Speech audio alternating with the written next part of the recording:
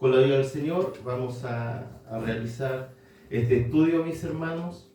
Primeramente les voy a pedir que podamos abrir nuestras Biblias en Deuteronomio, capítulo 6, versículos del 1 al 9. Deuteronomio 6, versículos del 1 al 9. Le voy a dar lectura, pero quiero que lo hagamos también de manera alternada, ¿ya? Así que yo voy a comenzar y ustedes van a seguir con el siguiente versículo. Dice así: estos pues son los mandamientos, estatutos y decretos que Jehová vuestro Dios mandó que os enseñase, para que los pongáis por obra en la tierra a la cual pasáis vosotros para tomarla. Para que temas a Jehová tu Dios, guardando todos sus estatutos y sus mandamientos que yo te mando, tú, tu hijo y el hijo de tu hijo, todos los días de tu vida, para que tus días sean prolongados. Oye pues, oh Israel, y cuida de ponerlos por obra, para que te vaya bien en la tierra que fluye leche y miel, y os multipliquéis como te ha dicho Jehová Dios, el Dios de tus padres. Oye Israel, Jehová nuestro Dios, Jehová uno es. Y amarás a Jehová tu Dios de todo tu corazón y de toda tu alma y con todas tus fuerzas. Y estas palabras que yo te mando hoy estarán sobre tu corazón. Y las repetirás a tus hijos y hablarás de ellas estando en tu casa y andando por el camino y al acostarte y cuando te levantes. Y las atarás como una señal en tu mano y estarán como frontales entre tus ojos. Y las escribirás en los postes de tu casa y en tus puertas. Amén. Vamos en oración un momento más. Mi Señor, buen Padre Celestial, en esta hora estamos, Señor, reunidos para poder escuchar, Señor, tu palabra, este estudio que hemos de comenzar, mi Señor. Oh Dios eterno, yo le ruego que seas con cada uno de mis hermanos preparando su corazón, Señor, para recibir esta enseñanza. Y yo le ruego, Señor, que me des gracia y la sabiduría también para poder exponerla. Señor, sabemos que para estas cosas nada es suficiente, pero en sus manos estamos, mi Señor. Le rogamos su dirección en esta hora, en el nombre de Jesús. Amén. Amén. Mis hermanos, esta enseñanza, primeramente, es difícil para mí, no en el hecho de que pueda ser muy difícil a lo mejor de entenderla. Es difícil porque es algo que uno muchas veces no lo lleva en práctica. Y todo lo que vamos a ver, mis hermanos, el deseo de mi corazón es que primeramente sea un impacto para mí, como con cada uno de ustedes, para que veamos cuánto valor se tiene que dar a la adoración familiar. No solamente cuando estamos aquí reunidos, ¿cierto? Como siempre digo, todos bonitos, ¿cierto? Ordenaditos, todos alabando al Señor, cantando, pero ¿qué pasa cuando estamos en nuestras casas? Cuando estamos en nuestros hogares. ¿Ya? Así que el Señor nos ayude. Vamos a, como contenido, mis hermanos, tenemos una introducción, después vamos a tocar el tema de la adoración familiar, cuál es el principio público de la adoración familiar en el Antiguo y en el Nuevo Testamento, y la adoración familiar para los puritanos. Después veremos motivo de la adoración familiar, el padre y la adoración familiar, excusas para la adoración familiar, y por último sugerencias prácticas para la adoración familiar. Como introducción, mis hermanos, en los tiempos que estamos viviendo hay una decadencia en la sociedad, en la religión, y también, mis hermanos, una decadencia espiritual muy grande dentro de las iglesias. No hay un hambre de Dios, no hay un deseo realmente por Él y una búsqueda constante de Él. Podemos culpar a muchos factores, pero hay una causa de esta decadencia que no podemos pasar por alto y que nos insta con empeño en la corrección. Se trata del descuido de la adoración a Dios en las familias, por aquellos a quienes se les ha encomendado que las dirijan. ¿Quiénes son? Principalmente nosotros, los padres. Hay una decadencia espiritual que comienza en el hogar y es por causa de que los hombres abandonaron su liderazgo. El puritano William Perkins señaló, como dice ahí, la única norma para ordenar la familia es por la palabra escrita de Dios. Es por medio de la exposición de la palabra de Dios en la adoración familiar que el hogar es pastoreado, hay un hambre y deseo por Dios, y esto se refleja en las iglesias y por ende causa impacto también en la sociedad.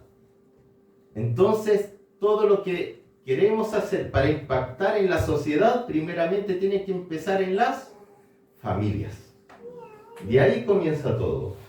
Pero los hombres y los padres, quienes tienen que liderar su hogar, han descuidado los mandamientos que el Señor impuso sobre ellos para que instruyeran a los suyos y que su más tierna infancia estuviera sazonada con el conocimiento de la verdad de Dios, tal como lo revelan las Escrituras. Asimismo, su propia omisión de la oración y otros deberes de la religión en sus familias. Tenemos que siempre colocarnos un mea culpa y entre nosotros pensar qué estamos haciendo en nuestros hogares.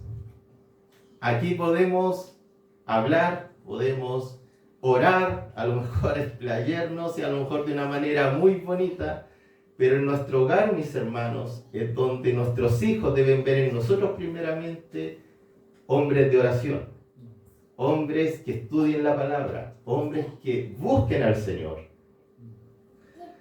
Y también, mis hermanos, junto con el mal ejemplo de su conversación corrompida o liviana, han endurecido a sus hijos, llevándolos en primer lugar a la dejadez y después a la indiferencia de toda piedad.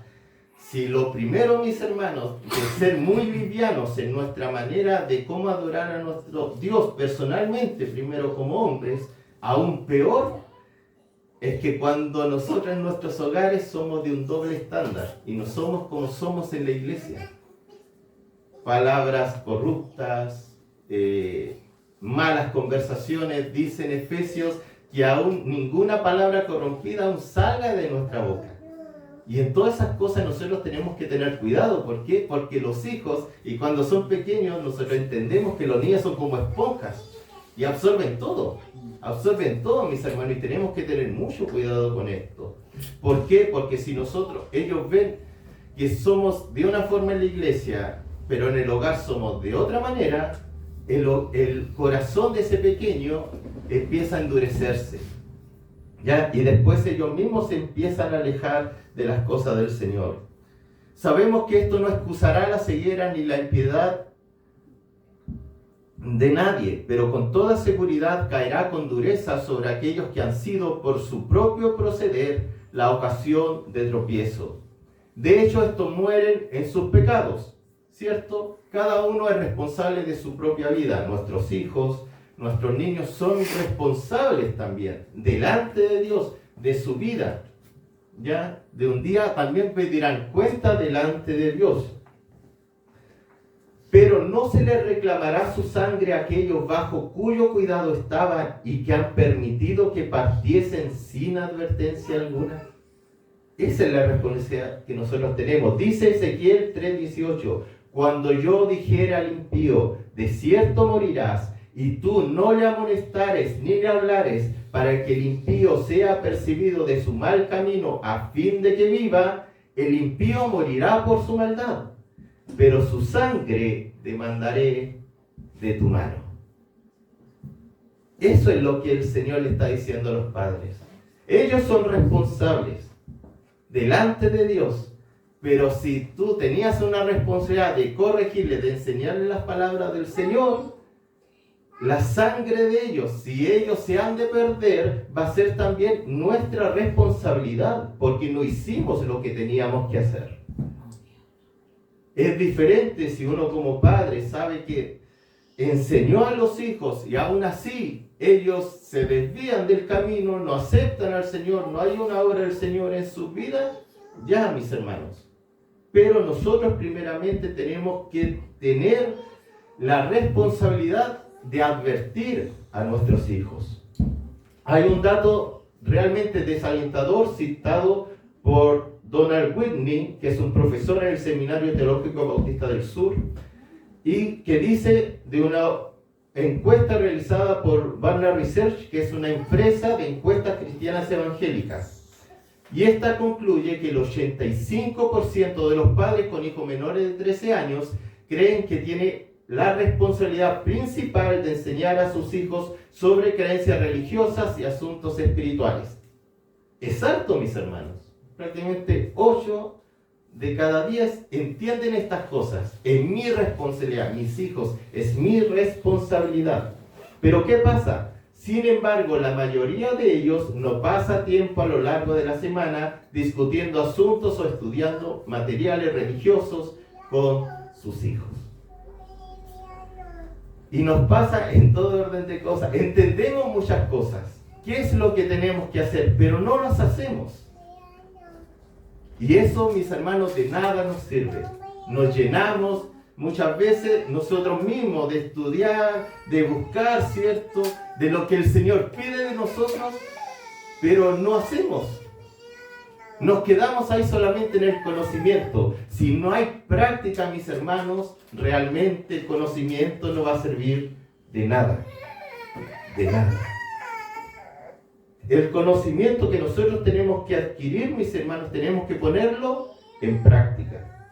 Es así como la educación bíblica se ha delegado a la iglesia, ¿cierto? En manera de zafar de la responsabilidad implícita que nos da la Escritura. El salmo que algunos han llamado el salmo de la cabeza de familia es considerado el patrón de un buen magistrado, así como de un buen maestro de una familia. Y dice, el Salmo 101, versículo 2, entenderé el camino de la perfección cuando vengas a mí. En la integridad de mi corazón andaré en medio de mi casa. Me conduciré con rectitud en mi casa, con verdad, llevar una vida correcta, conforme a tu palabra, en medio de mi hogar. O sea, cuando esté con los míos, yo tengo que llevar una vida íntegra delante del Señor. Y como también, mis hermanos, es mi responsabilidad como padre poder enseñarles a mis hijos. No a la iglesia. Aquí en Chile principalmente, mis hermanos, no es el caso, como decía, de la encuesta en Estados Unidos, que muchas veces por la cultura que tienen como la cristiana o la herencia que ellos han tenido, saben que ellos tienen la responsabilidad sobre sus hijos principalmente. Pero aquí en Chile, los que venimos ya de otras iglesias o de una cultura cristiana, entendemos que muchas veces nos quedamos tranquilos con llevar a los hijos a la iglesia. Y con enseñarles solamente que hay en la escuela dominical y listo, con eso basta. Pero no es así, mis hermanos. Hay innumerables ejemplos en la historia de la iglesia y en las escrituras que tenían un entendimiento apropiado de su rol espiritual en el hogar y que ofrecían adoración conjunta a Dios. Analizaremos a lo largo de la escritura, tanto en el Antiguo como en el Nuevo Testamento, como hombres de Dios guiaron sus hogares a los pies del Señor con determinación. No hay forma de amar y servir a nuestro cónyuge como Dios quiere que lo hagamos, como dice Efesios 5 del 22 al 33, y criar a nuestros hijos en disciplina y amonestación del Señor, como dice Efesios 6:4, si la Biblia no tiene un lugar central en el hogar y si no modelamos la adoración a Dios como respuesta correcta a su palabra. Entonces, mis hermanos, por eso es que es muy necesario poder comprender qué es la adoración familiar y cómo podemos hacerla correctamente. ¿Ya? Entonces vamos a ver, mis hermanos, lo que es la adoración familiar. Muchos consideran la adoración familiar como un aspecto de la vida cristiana que es opcional. Que es bueno si es que hacemos adoración familiar, si es que hacemos un culto familiar, pero no es algo obligatorio. Es algo que es bueno solamente y lo tomamos como una opción. Y queda a criterio y conciencia de cada varón. O sea, yo soy responsable. Si yo me quejo, mis hermanos, que veo que mi familia a lo mejor no anda según los mandamientos del Señor, que muchas veces estamos ocupados en otras cosas y no en la búsqueda del Señor, es mi responsabilidad, porque yo no estoy tomando el rol como líder espiritual de mi casa. Sin embargo, se sorprenderían que los puritanos, quien fue un movimiento evangélico muy importante entre los siglos XVI y XVII, de los cuales hubieron predicadores muy importantes como John Owen, Thomas Watson, Richard Baxter, John Bunyan, entre otros, y también influyeron en grandes predicadores como Charles Spurgeon, Martin Lloyd-Jones, pero ellos consideraban que la práctica de la adoración familiar es un ejemplo de la doctrina reformada del sacerdocio de todos los creyentes, donde la unción de Cristo permite que el varón alimente con la palabra a los miembros de su casa. James Alexander, que es un teólogo presbiteriano del siglo XIX, señala: las familias en las que se adora a Dios cada mañana y cada tarde en un culto solemne y afectuoso de todos los que viven en la casa, reciben la bendición de un aumento de piedad y felicidad. Cada individuo es bendecido. Cada uno de los miembros de la familia es bendecido. Cada uno recibe una porción del alimento celestial. ¿Es importante? Es importante. ¿Queremos ver la bendición del Señor sobre nuestras casas? Debemos buscar más de la presencia de Dios. La decadencia moral y espiritual de nuestra sociedad, incluso dentro de las familias cristianas, se debe en gran medida al descuido del alimento espiritual. No nos damos cuenta que hemos entregado a nuestra familia la influencia satánica que bombardea nuestros hogares por medio de televisión, redes sociales y la escuela, cuya cosmovisión es asimilada sin darnos cuenta. Hoy vivimos en una cultura bombardeada con la tecnología. Los niños están intranquilos, coloquémosle monos. Llevamos a nuestros hijos a la escuela, donde están alrededor de 5 horas, 6 horas, 7 horas, bombardeados con cultura secular. Uno no es que esté en contra. Hoy en día hay muchos hermanos que tienen a sus niños en homeschool, ¿cierto? Enseñándole en la casa. El tema, mis hermanos, que el tiempo que tenemos con ellos, ¿cómo lo estamos aprovechando? Dice nuestro hermano Paul Boyer, que ustedes han escuchado a lo mejor esto también, que dice: tus hijos irán a escuelas públicas y serán entrenados alrededor de 15.000 horas en pensamiento secular sin Dios. Y después irán 1 hora los domingos a la escuela dominical y colorearán un dibujo del arca de Noé. ¿Consideras que eso será suficiente contra las mentiras que les son dichas? Como decía, no que uno esté en contra, ya que mandamos a los hijos al colegio, yo los tengo en el colegio. El tema es qué estamos haciendo cuando vuelven a nosotros. Si están 5 horas influenciados por una corriente mundana, todo conocimiento secular, ¿qué estamos haciendo para contrarrestar algo que se necesita, que se tiene que hacer con mayor fuerza? Para contrarrestar, ¿cierto?, una fuerza necesitamos aplicar mayor fuerza. Y si de las 15.000 horas, que hoy en día yo creo que es un poco más, ya estando 10, 12 años los niños en el colegio, entre básica y enseñanza media, pero si nosotros tomamos en cuenta lo que dice nuestro hermano Paul, de 1 hora a la semana solamente llevándolo a la escuela dominical, pongámosle 2 y después están en el culto, tienen alrededor solamente de 1.000 horas que nosotros le estamos enseñando lo que es bíblico, lo que es la voluntad de Dios. O sea, estamos tratando de contrarrestar una fuerza solamente colocándole un 2, un 3% de la fuerza que se necesita. ¿Será suficiente? No va a ser suficiente, mis hermanos. Y es por eso que nuestra responsabilidad diariamente poder impartirle lo que son las cosas del Señor. La adoración familiar no solo es una bendición para los hijos y esposas, sino que también es para el padre. Ahí sí.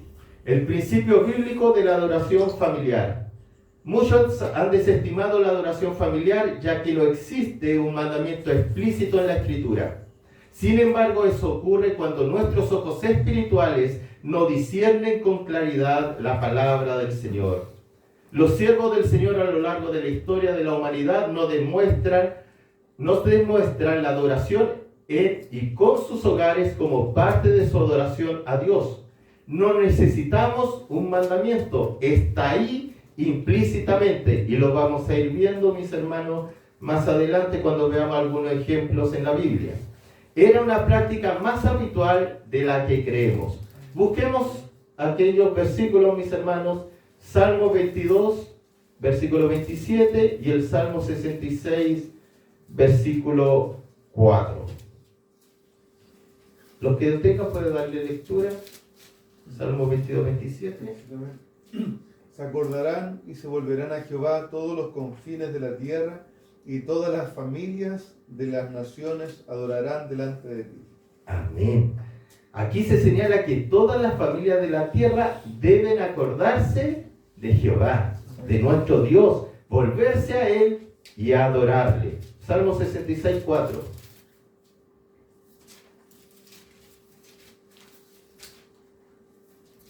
Toda la tierra te adorará, cantará a ti, cantará tu nombre. Amén. Toda la tierra te adorará, cantará a ti, cantará tu nombre. El Señor debe ser adorado sin importar el lugar, pues no está confinado a un espacio físico. No es solamente que Dios esté aquí, como algunos lamentablemente lo han malentendido, solamente el Señor está aquí en algo físico. No, el Señor está en todo lugar porque Él es de Él es toda la tierra. Y en todo lugar es necesario alabar y glorificar su santo nombre. Por supuesto, Jehová será adorado en todo el mundo, y como ha de ser adorado en todo el mundo, debe partir en nuestros hogares. Conducir a las personas a la adoración a Dios es un trabajo evangelístico, y los primeros con quienes debemos practicar esta gran comisión es con los de nuestro hogar. De nada me sirve, mis hermanos, tener todas las ganas de salir a la calle, predicar, enseñarle a otros que vengan a Cristo, cuando no lo hago en mi casa. Cuando dejo a mis hijos a merced del mundo prácticamente. No, mis hermanos. Primeramente, a mí el Señor me da la responsabilidad de enseñar, de evangelizar a mis hijos, a mi esposa, a los de mi casa. El mandamiento del Señor al Israel que entraría a la tierra prometida es: estos pues son los mandamientos y estatutos y decretos que Jehová vuestro Dios mandó que os enseñase, para que los pongáis por obra en la tierra a cual pasáis vosotros para tomarla, para que temas a Jehová tu Dios, guardando todos sus estatutos y sus mandamientos que yo te mando, tú, tu hijo y el hijo de tu hijo, todos los días de tu vida, para que tus días sean prolongados. Lo que leímos en Deuteronomio, los dos primeros versículos, Deuteronomio 6. El discurso que se va a entregar, mis hermanos, en estos versículos que leímos en un comienzo, era necesario comunicarlo al hogar. No era que nosotros nos quedemos solamente con esa información, tenemos que enseñarla. El temor reverente a Dios conlleva un ejercicio práctico de obediencia a su palabra. Cada líder del hogar era el encargado de conducir a vivir de acuerdo con este temor al Señor. Tú, tu hijo y el hijo de tu hijo. Hay una responsabilidad por aquellos que dependen de ti. Hay una responsabilidad, mis hermanos, que nosotros tenemos. ¿Ya? En mi responsabilidad sobre mis hijos, una vez más repito, sobre mi esposa. Soy yo, el hombre, el líder espiritual del hogar. El Señor no solo nos dio el mandato, ¿cierto?, en los dos primeros versículos, sino que también entregó pautas prácticas para hacerlo. Les voy a pedir que podamos volver a Deuteronomio 6. Ya juntos vamos a ver los versículos que vienen del 5 al 9.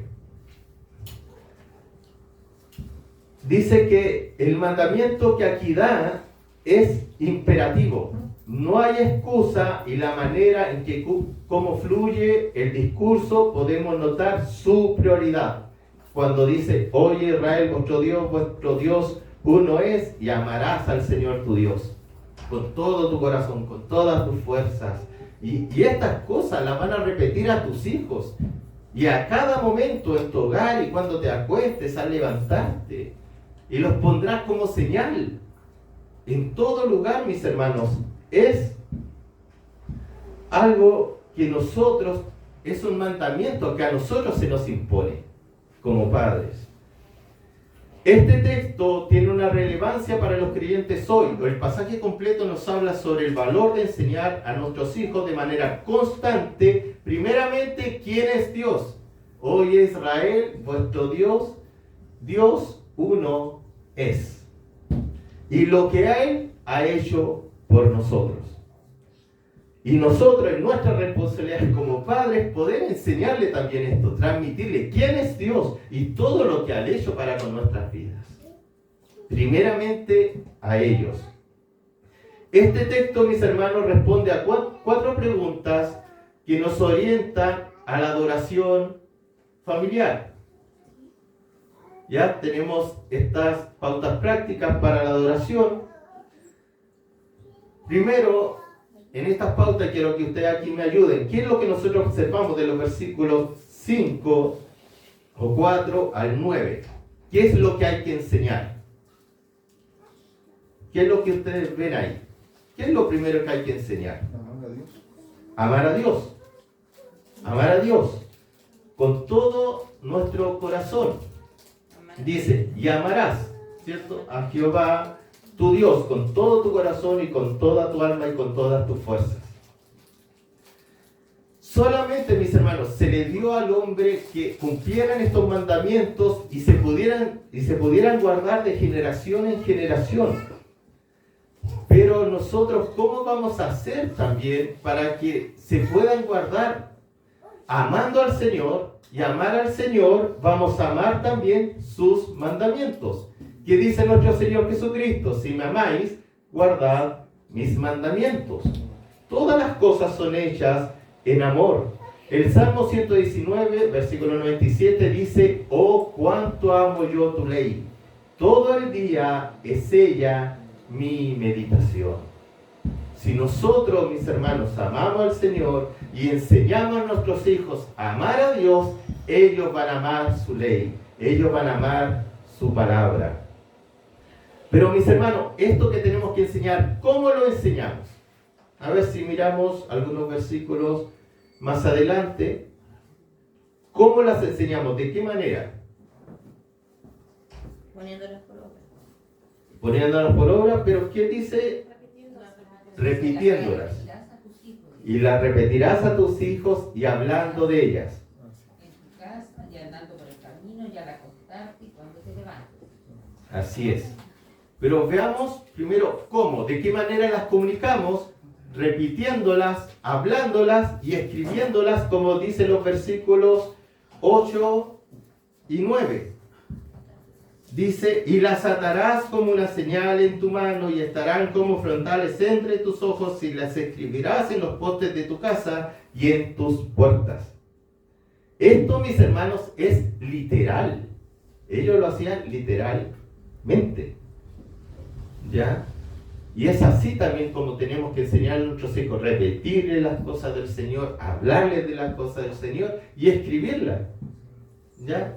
Que en nuestras paredes estén llenas, mis hermanos, de versículos, que aprendan. Hay diferentes maneras hoy en día o técnicas que se le puede enseñar a nuestros hijos, que muchas veces están distraídos. Es muy fácil que nuestros hijos se distraigan hoy en día.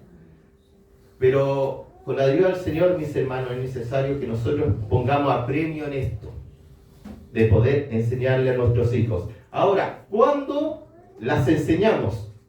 ¿En qué momento?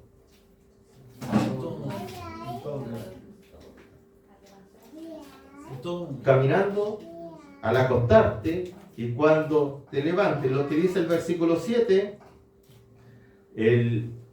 la parte B, dice, y hablarás de ella estando y andando por el camino y al acostarte y cuando te levantes. O sea, en todo lugar, en mi casa, y al levantarse, al acostarme, cuando esté andando, en cada momento, nosotros tenemos que enseñar la palabra del Señor. Y también, mis hermanos, ¿dónde la vamos a enseñar? Como aquí dice, en su casa. En su casa y también en el camino. En la casa y en el camino. O sea, en todo lugar. O sea, en cada momento, mis hermanos, nosotros tenemos que aprovechar, buscar el tiempo, mis hermanos, ser ordenados.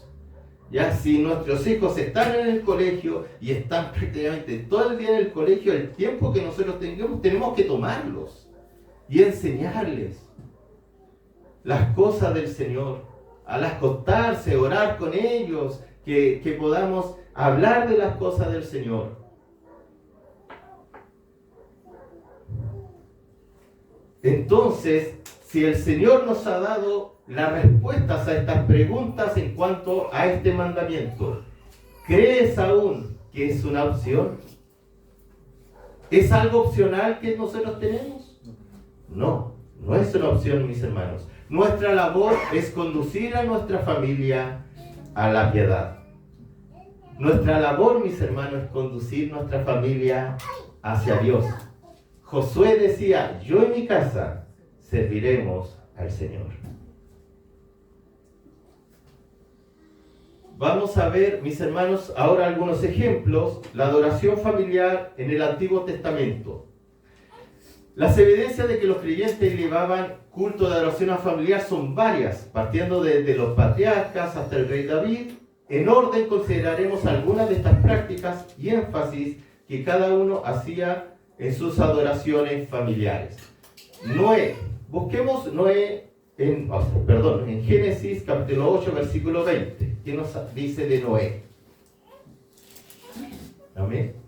Luego Noé construyó un altar al Señor y allí sacrificó como ofrendas quemadas los animales y las aves que habían sido aprobados para ese propósito. Amén. La familia de Noé eran las únicas personas que habían en un mundo, ¿cierto?, que se destruyó por el diluvio. Era la iglesia que había en ese momento. Bajaron del arca y lo primero que hicieron, ¿qué fue? Levantar un altar, adorar al Señor. Fue lo primero que hicieron al salir del arca. Difícilmente cada miembro de su familia salió por su lado. No había nadie más, estaban solo ellos. Noé incluyó a toda su familia en el sacrificio delante del Señor. No estaba Noé solo, estaba toda su familia. ¿Ya? Y todos ellos levantaron un altar y alabaron al Señor. Veamos Job, mis hermanos. Job, ahí en Job 1:5. Si alguien le puede dar lectura. Amén. Amén. Y acontecía que habiendo pasado en turno los días de convite, Job enviaba y los santificaba, y se levantaban de mañana y ofrecían holocausto conforme al número de todos ellos, porque decía Job, quizás habrán pecado mis hijos y habrán blasfemado contra Dios en sus corazones. De esta manera hacía todos los días. Amén. Era una costumbre que tenía Job, de poder presentar a sus hijos delante de Dios. ¿Por qué? Porque la preocupación de Job era la santificación de su familia. Y él decía, mis hijos pudieron haber pecado cuando se juntaron, ¿cierto?, en aquel banquete. Pero ¿qué hacía Job después? Los presentaba delante de Dios, en adoración a Dios. Y sin duda los llamaba a todos ellos para que podían presentarse delante de Dios. Así nosotros, mis hermanos, también tenemos que hacer. Cuando a lo mejor llegan del colegio y vemos a lo mejor, y verlo de esta forma, mis hermanos, no ser tan inocentes en esto. Mis hijos tal vez pecaron allá, con una mirada, con una palabra, con algunas intenciones. Y por eso llevarlo en oración delante de Dios, después reunirnos como familia, ¿cierto? En los trabajos, como cuando estamos llegando, y cada uno de nosotros exponernos también delante de Dios, nuestro pecado, y alabar y glorificar también el nombre de Dios. Abraham, mis hermanos, aquí podemos buscar estas citas en Génesis, capítulo 12, versículos 7 al 8, el capítulo 18, versículo 19, y el capítulo 22, versículo 7. Para que le puedan ir dando lectura. 12, 7 y 8. Entonces el Señor se le apareció a Abraham y le dijo: daré esta tierra a tu descendencia. Y Abraham edificó allí un altar y lo dedicó al Señor, que se le había aparecido. Después Abraham viajó hacia el sur y estableció el campamento en la zona montañosa situada entre Betel al occidente y Ai al oriente. Allí edificó otro altar y lo dedicó al Señor y adoró al Señor. Amén. Mis hermanos, podemos ver aquí que primero se le apareció el Señor, Abraham levantó un altar, después se movió a otro lugar y Abraham volvió a levantar un altar de adoración a Dios. Donde quiera que levantaba su tienda, donde quiera que él edificaba, allí había un altar a Jehová y él adoraba. Esto no era una práctica individual, sino que la familia estaba involucrada. Génesis 18, versículo 19. Amén, dice, porque yo sé que mandará a sus hijos y a su casa después de sí, que guarden el camino de Jehová, haciendo justicia y juicio, para que haga venir Jehová sobre Abraham lo que ha hablado acerca de él. Amén. El patriarca instruía la práctica de adoración y servicio al Señor, a toda su familia, porque yo sé que mandará a sus hijos y a su casa después de sí. Mire la confianza del Señor sobre Abraham. Él lo miraba como un hombre. No, este hombre va a enseñar a sus hijos. Quiere el Señor que así también nos mira a nosotros y diga: no, Jorge va a enseñar a sus hijos, el hermano Jonathan va a enseñar a sus hijos, hermano Ever, nuestro pastor, cada uno de nosotros. El Señor va a decir: no, Él va a enseñar a sus hijos. Y nosotros tiene que haber una decisión para esto. Cuando el Señor le pidió sacrificar a su hijo, notamos en Isaac un entendimiento acabado de lo que implicaba el sacrificio, evidenciando la práctica habitual de su hogar. Busquemos Génesis 22:7.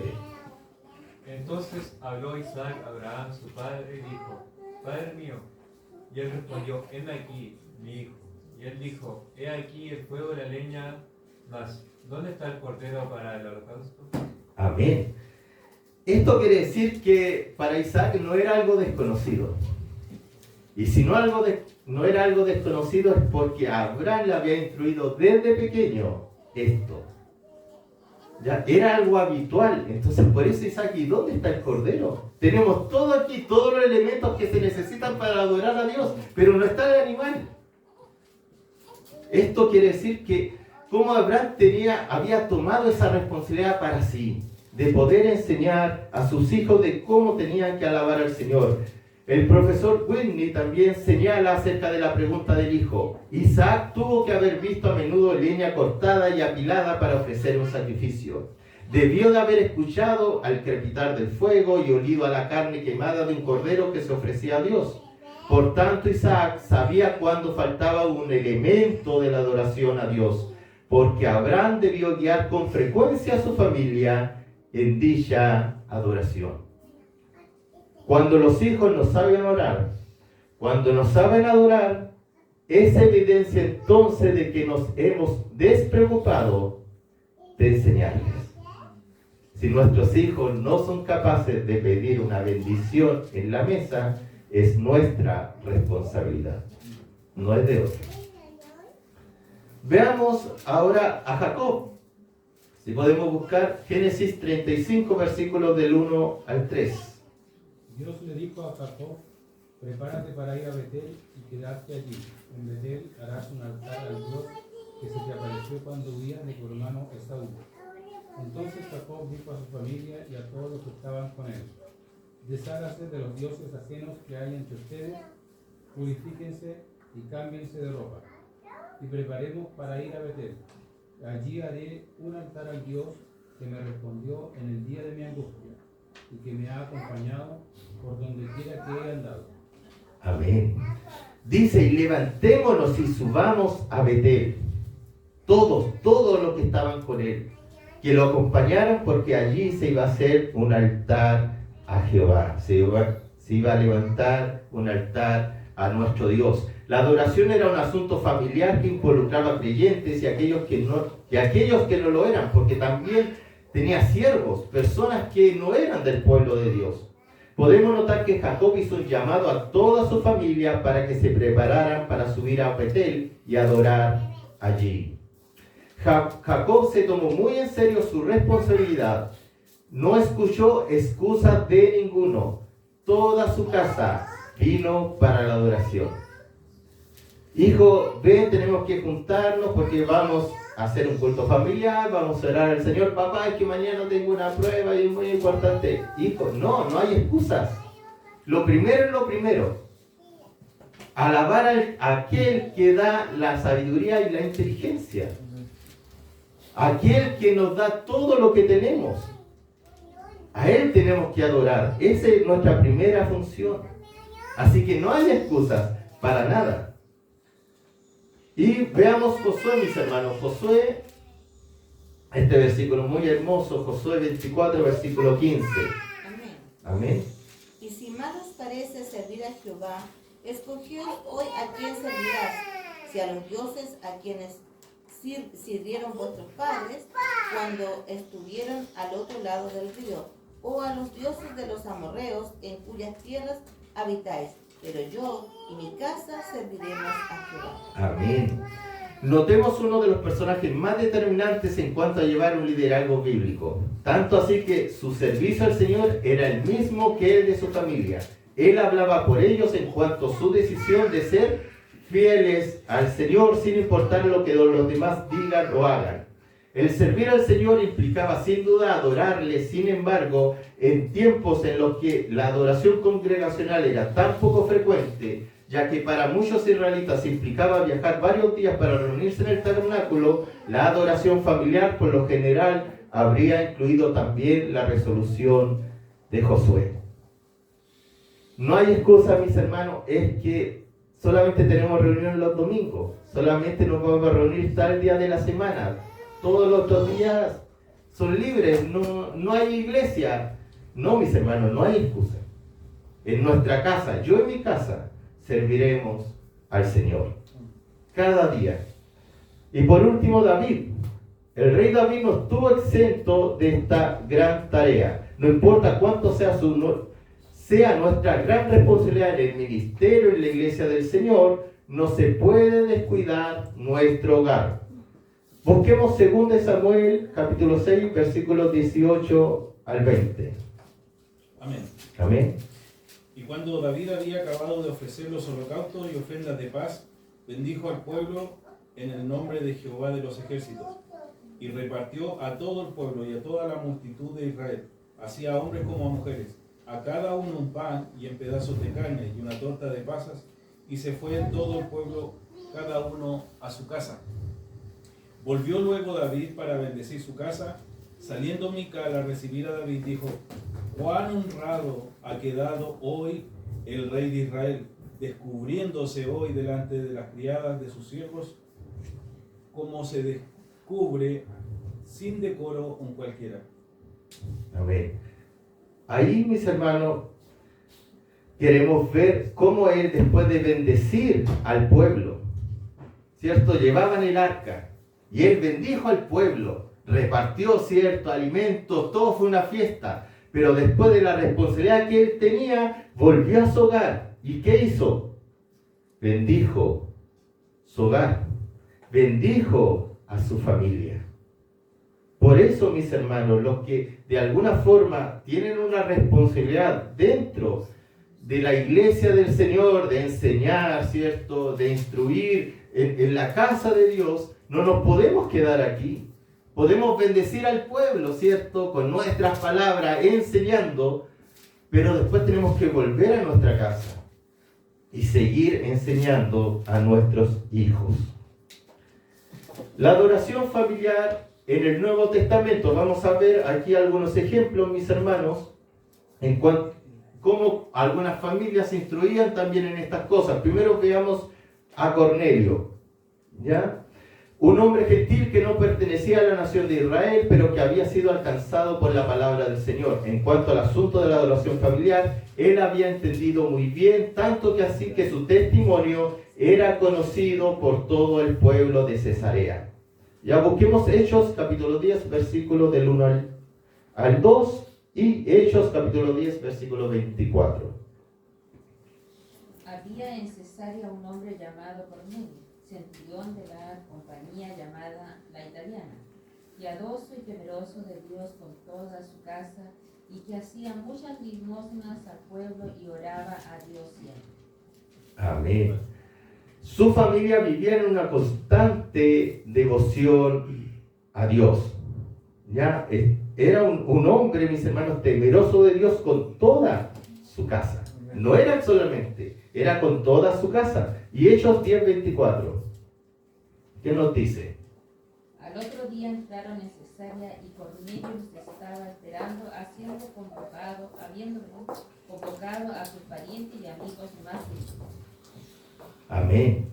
Vemos, mis hermanos, cómo decía en un principio, o sea, si hay una adoración familiar en la familia, todo esto repercute, mis hermanos, en la sociedad, entre quienes nos rodean. Entonces ellos eran hombres y una familia que temía a Dios, pero también él estaba ansioso por la salvación, no tan solo de su familia, sino que él reunió a todos sus parientes y a sus amigos más cercanos para escuchar la palabra de Dios. Vemos en Priscila y Aquila, mis hermanos, Hechos 18 y 26, ¿qué nos dice? Hechos 18, 26 y Romanos 16 del 3 al 5. Amén. Amén. Y comenzó a hablar con denuedo en la sinagoga, pero cuando lo oyeron Priscila y Aquila, le tomaron aparte y le expusieron más exactamente el camino de Dios. Amén. Ellos eran un matrimonio que nos muestran aquí que tenían como una labor muy especial de instruir en la palabra del Señor. Al parecer eran muy instruidos. Entonces escucharon a Apolos, ¿cierto? Apolos, un hombre muy elocuente. Pero se dieron cuenta que habían cosas que no estaban muy bien. Tenían una doctrina que no estaba bien acabada. Entonces ellos lo tomaron aparte y le enseñaban y le instruían. Pero no tan solo ellos, sino que Romanos 16, del 3 al 5, ¿qué nos dice?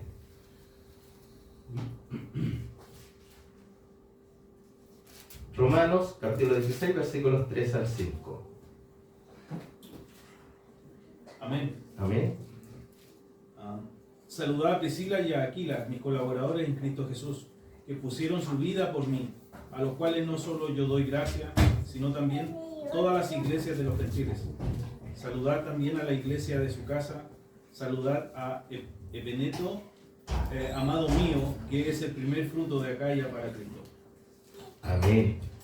Estos versículos nos quieren mostrar, mis hermanos, que no tan solo ellos como matrimonio, sino que su casa completa estaba expuesta a la palabra de Dios. Era un hogar donde diariamente, o no sé cuántas veces en la semana a lo mejor se reunían allí en su casa, ¿cierto? Y ellos aprendían de la palabra del Señor. Y lo muy conocido, ¿cierto? Esta madre Eunice y esta abuela Loida. ¿Qué hicieron? Según de Timoteo, capítulo 1, versículo 5. Amén. Amén. Trayendo a la memoria la fe no fingida que hay en ti, la cual habitó primero en tu abuela Loida y en tu madre Eunice, y estoy seguro que en ti también. Amén. Ellos, mis hermanos, ellas instruyeron al joven Timoteo desde temprano en la palabra del Señor. Porque aquí no se ve un padre. Bueno, nos dice también que ahí en Hechos 16, versículos del 1 al 2, que su padre era un padre griego. Tal vez no era conocedor de las cosas del Señor. Por eso esta función ahora lo llevaba su abuela y su madre. Pero que aunque su padre fue griego, no fue un impedimento para que en ese hogar se levantara un altar al Señor. La fe de su madre y abuela condujo a Timoteo a la piedad, de tal manera que manifestaba en buen testimonio para los hermanos en Listra e Iconio. Por la enseñanza de esta abuelita y de esta madre. Y mis hermanos, ya como último punto que vamos a ver el día de hoy, la adoración familiar para los puritanos. El movimiento puritano originado en Inglaterra tenía como principio fundamental que la iglesia se volviera una verdadera reforma y que fuese realmente pura en su adoración, teología y práctica. Su énfasis era el retorno a una vida piadosa. El movimiento, en su mayoría de herencia reformada calvinista, incluía como parte de su práctica la adoración familiar. El teólogo y pastor Joel Vicky dice: los puritanos veían la adoración familiar como un deber impuesto por la ley de la naturaleza y reconocido por la razón humana. Richard Baxter sostuvo que Dios instituyó las familias y le dio ventajas y oportunidades especiales para entrenar personas para servirlo a Él. Por lo tanto, los padres y madres deben ser siervos fieles y deben hacer uso de la vida familiar para su gloria, para la gloria del Señor. Y ellos no solamente dan la responsabilidad al padre, sino también dan la responsabilidad a la madre. Si el padre no está por distintos motivos, la madre tiene que suplir esa labor. Tal fue la relevancia que tomó esta actividad para las familias puritanas que la iglesia escocesa adoptó un directorio que era un manual para la adoración familiar. Además, aparte del directorio de Westminster para la adoración pública. O sea, tenían un documento que era el orden para adorar primero públicamente aquí en la iglesia, y aparte tenían una guía, un manual para la adoración familiar. Este asombroso documento demuestra el interés por la parte de la adoración familiar y se ofrece instrucciones concisas para su implementación. Se debe notar la importancia de esto, ya que los pastores debían visitar los hogares de las familias de la iglesia y verificar que en cada casa se estuviera cumpliendo con la adoración familiar, sobre todo en los líderes. De hecho, de no ser así, eran disciplinados y no se les permitía participar de la cena del Señor. Cuán importante, mis hermanos, para ellos era la adoración familiar, que eran supervisados por pastores. ¿Se imaginan esto sería así ahora? ¿Cuántos a lo mejor quedaríamos afuera de tomar la cena del Señor? Entonces, mis hermanos, no es algo liviano, no es algo que podamos dejar de lado, es algo que nosotros realmente tenemos que, con la ayuda del Señor, poner en práctica.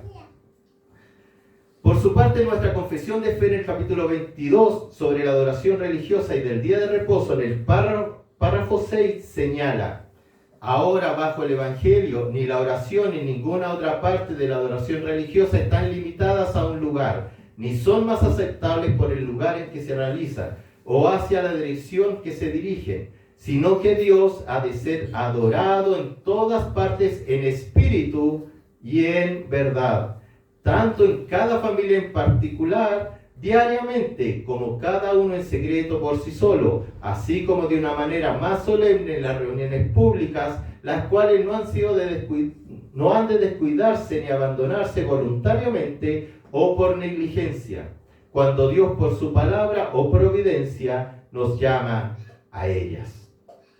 Hay un llamado, mis hermanos, que el Señor se adore en espíritu y en verdad.